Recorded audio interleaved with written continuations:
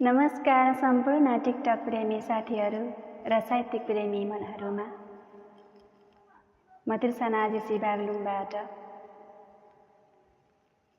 कुनै दिन तपाईहरुको माझमा गजल लिएर आउने गर्थे भने आज एउटा सानो कथा लिएर आएको छु।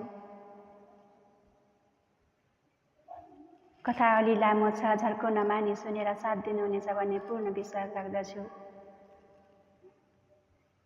जुन कथालाई सिर्जना गर्नुभएको छ आदरणीय नमराज भट्ट कान्छोटी पुथानकोटबाट।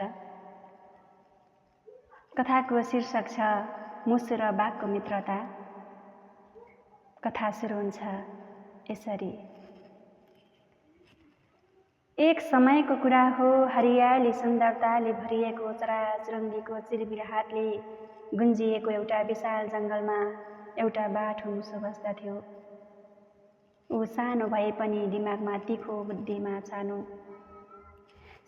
तर तिखो भालु जस्तो भन्ने उखान जस्तै।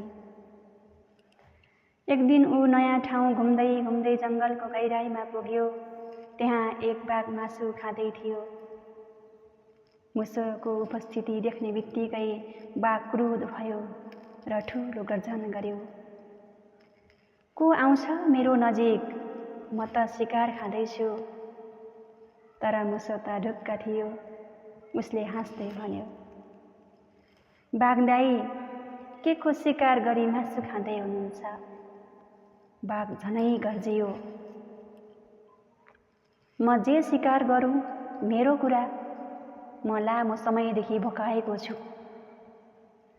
मुसोले मुस्कुराउँदै भन्यो, मलाई पनि शिकार खेल्न मन छ।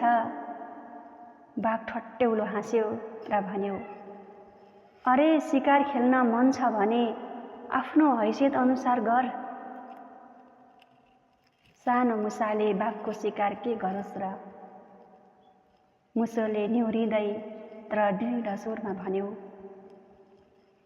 साथी हुनुहुन्छ भने काम सानो ठुलो हेर्दैन। म पहाड नछिचोल्न